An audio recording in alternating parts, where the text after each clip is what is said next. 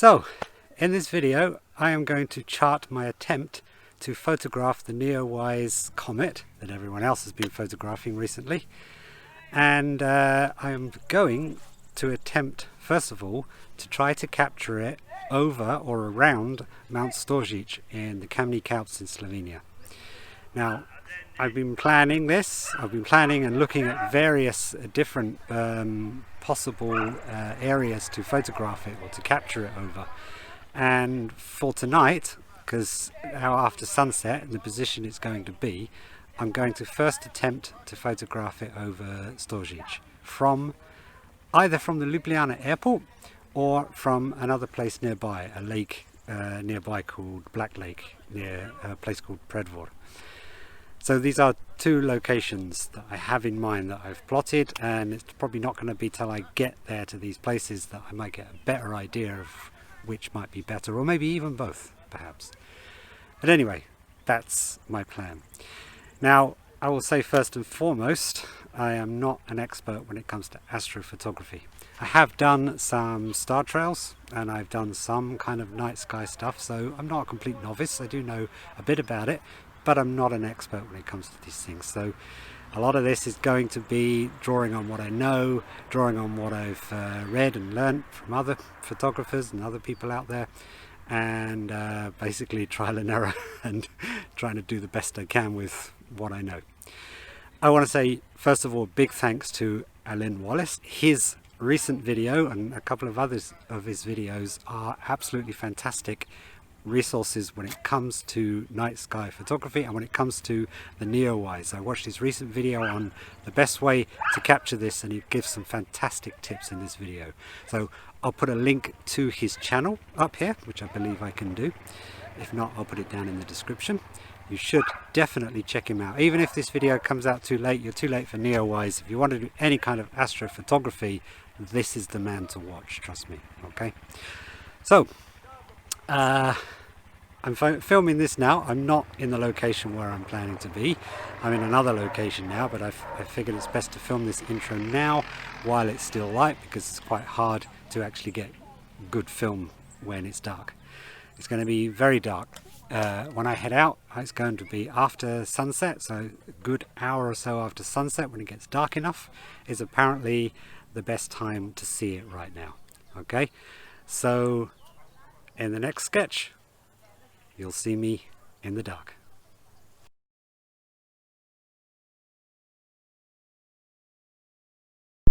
Okay, so the first thing we're going to want to do is get the app, or open the app if you already have it, called Stellarium. And in this app, we can find exactly where Neowise is in the sky right now and at a given time in the future as well. So now we're looking at the night sky. Now it's going to be to the north, so we point this now to the north. The time now is 1824, and this is how the sky looks to the north right now. Now you can actually see already, if you look in the middle, Neowise is already marked there. Well, I've lost it now. There it is.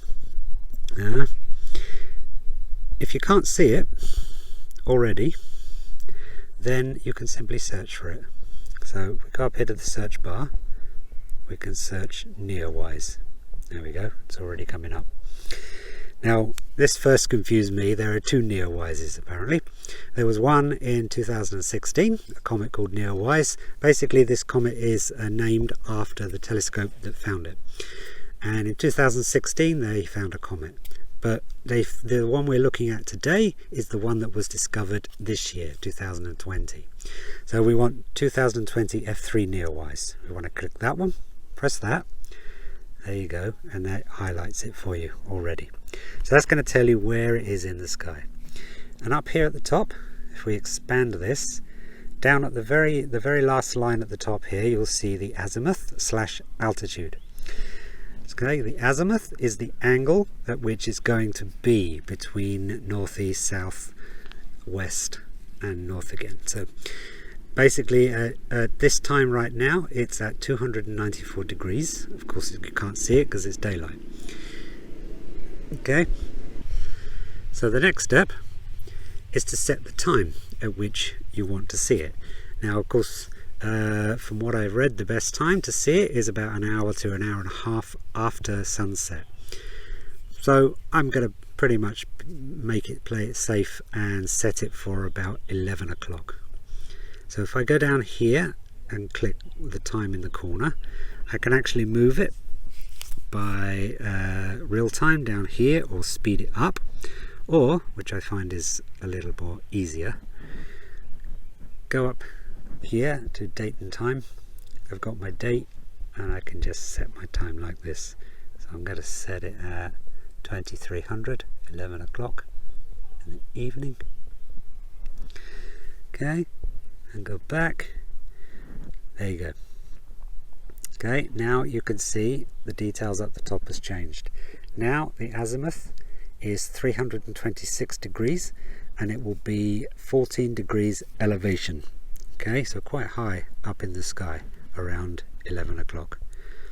Okay, now you can set this to real time, so it's showing you basically how it's moving. I'll stop that. So at 11 o'clock, let's go back again, it's going to be at 326 degrees plus 14 degrees elevation. So the next thing is to open Photopills. That's what I'm going to do now.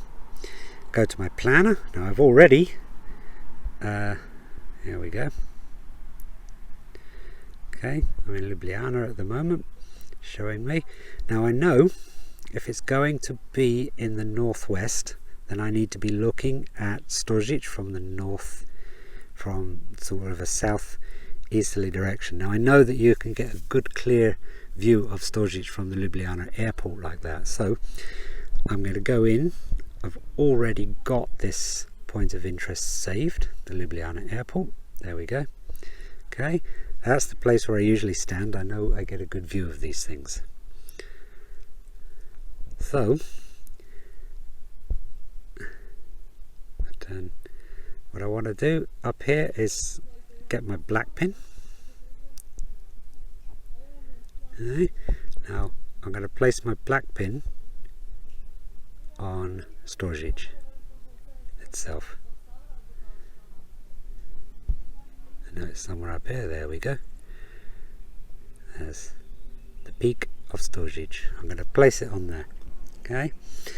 Now it's telling me that from my point of view, and Storzic will be 338 degrees azimuth. That's the angle at which I will be viewing Storzic. Okay, so going back to Stellarium again, so 338. Going back to Stellarium, it's going to be at 326. So it's going to be a little bit to the left of Storzic from where I will be standing. Now it's possible I can move my position to get it there, but I very much doubt that. So what I can do now, if I know at 11 o'clock it's going to be at 326, okay. Let's see, where will it be at midnight? 335. So it's going to move towards it. So around midnight it will be very close to Storzic from there.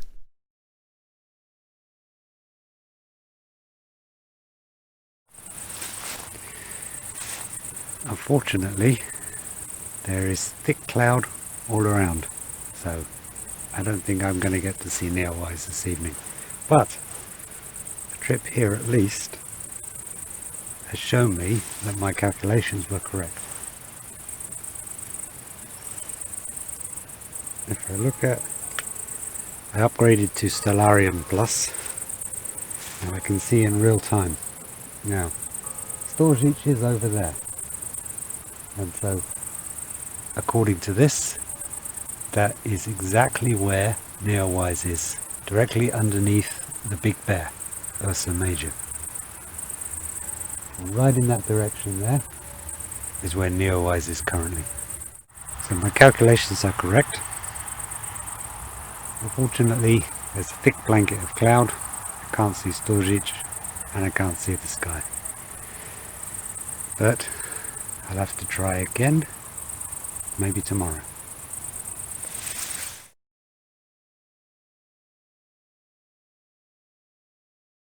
Okay, I'm set up here by the side of the road. I haven't really had the chance to film this because it will happen so quick. But basically, I've been really working in the dark. I cannot see anything on here, but I've just been doing a series of test shots trying to get my composition right. And the only way I could do it was simply by trying to line up as best I could, taking a shot, checking it, adjusting accordingly until I got the right composition. And once I got the composition set, then it's simply a case of I'm not going to do all this multiple shots and stacking that people are going to do because they just simply don't have the time or the experience. The Comet is moving quite fast actually. I was in Predvor a little earlier and I took a few shots, and by the time I took a couple of shots it already went down over the mountain tops. I moved away from the lake, found a more elevated position, took a few shots from there. Again, it moved down over the mountains very quickly.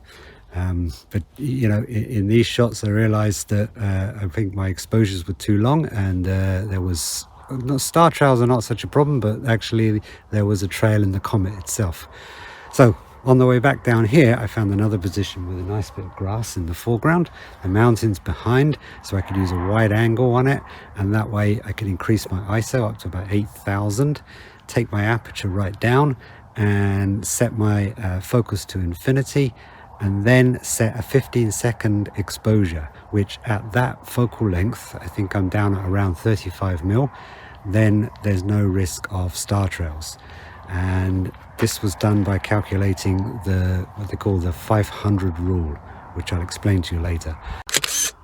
Well, they finally, after lots of running around this evening on a clear night, I finally found a really great composition with Neowise coming down over just beside the Kamnik Alps, actually, not quite over Storzic, but the position I found earlier was too far away. This was much closer and it's much clearer.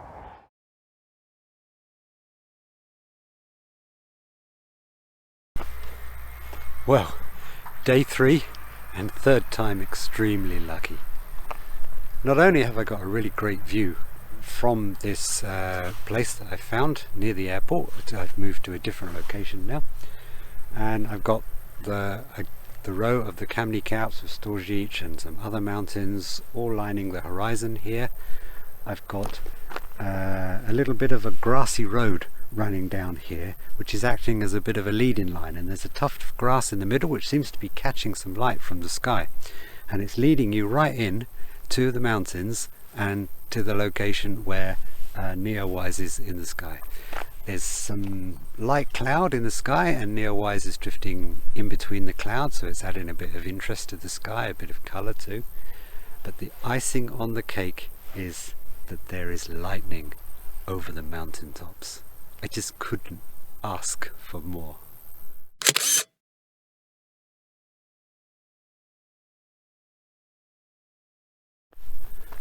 Now the cloud over where Neowise is now has got a bit thick, so can't see the comet at the moment.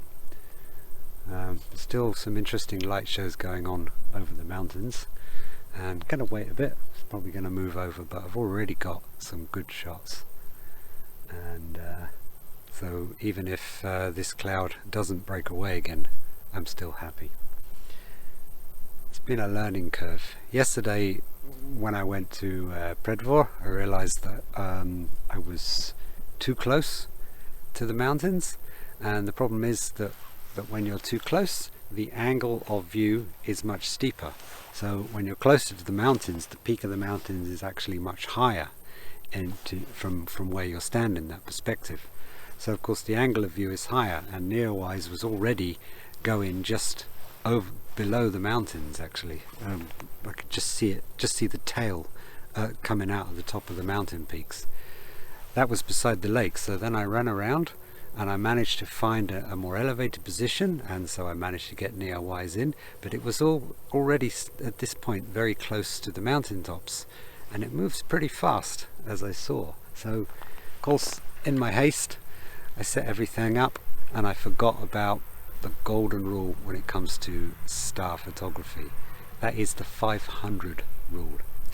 Basically, if you don't want star trails, if you don't want any kind of star trails and movement in your sky, you have to do this calculation. The star trails are not such a problem, but of course when you get the star trails you will also get the comet trail, so you'll get this little line of the head of the comet will be blurred, which you don't want either.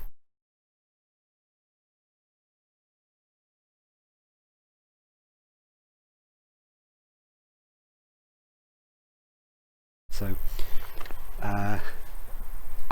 when I got my head together a little bit later, I remembered this golden rule. The golden rule is simply that you take the focal length that you're shooting at and then divide that by 500, or the other way around actually. So it's 500 divided by the focal length. So if your focal length is 50 millimeters, then it's 500 divided by 50. Now I've got now I'm shooting at 24 millimeters, and I think that calculated 500 divided by 24 worked out at 20 seconds. So I can do a 20-second exposure at this focal length. To play it safe, I'm shooting a 15-second just to be sure. But that is the golden rule when it comes to astrophotography or star photography. Now the thing is, when you're trying to compose in a scene like this, you cannot see anything. You cannot focus. Autofocus is completely useless actually. And even trying to focus on anything in the foreground, you simply cannot see it. You're just working completely blind. So, because at least at the moment I can kind of see the outline of the mountains, and I kind of know the lay of the land a bit. So I was able to frame up a composition, use the spirit level inside the camera, and basically set up a composition which I think is about right. Set the spirit level so I'm nice and straight, and then take a test shot, and basically take a series of test shots and readjust your composition until you get it just right. When it comes to focusing, basically focus to infinity, because really what I want is the distance. Shooting at 24mm focal length, I've got my aperture wide open, f4, that's the largest I can go, and I've got my ISO ramped right up to 6500, and basically at that setting you're not going to have to worry about depth of field, because what I'm focusing on is to infinity really.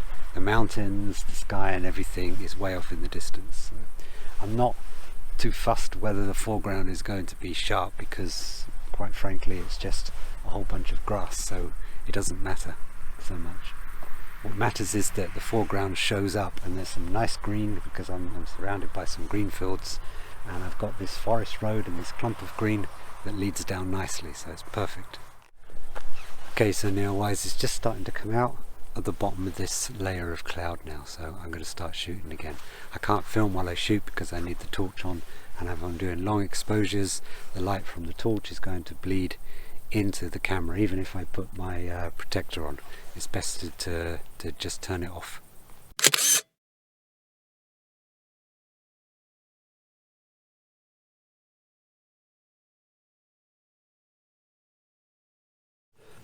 Well, that was just amazing. Right over the mountains, right over Storzic actually, Storzic, and the mountain to the left of it was a sequence of lightning flashes illuminating the clouds, obviously the storm clouds, right behind Storzic, and that is actually directly below where Neowise is. Neowise is actually directly above the peak to the left of Storzic, and you can clearly see Neowise now. It's come out from the bottom of the cloud, and I actually zoomed in a bit closer this time. I took my focal length up to 50mm, did my calculations, got myself a 10-second exposure, but I'm ramped right up to 10,000 ISO in order to get that. I'm at my widest aperture I can get, so I have no choice but to go up that high. I just hope I can really clean it up with some noise reduction software. But these shots were just amazing. I just couldn't wish for anything better than this. Actually, I came out tonight kind of thinking that I wouldn't get much of a chance because there was some cloud forecast to come in. So I wasn't sure, but then when I was driving here I saw that it was clear, and when I got here I saw that the mountains were clear, and as soon as I saw this lightning flashing I just couldn't believe it. And so there I am. I have the most amazing shot. I'll put a few of them up there at the end of this video just to show you. Now, one thing I would say about night shots like this, there's a lot of light pollution, and actually this clump of grass that's illuminated down here is actually being illuminated by the street lighting. There's I'm right near the main road that goes past the airport actually, and so the light is coming across from the street lights there, but it's nice. It's given me, it's actually lighting that clump of grass in the foreground, so it really enhances my foreground in my scene, so it's perfect. But the thing is that this is all artificial light, and you've got a lot of light pollution, so you have to set your white balance. Now I set mine in camera to tungsten, and then when I process I may tweak that a little bit, we'll see.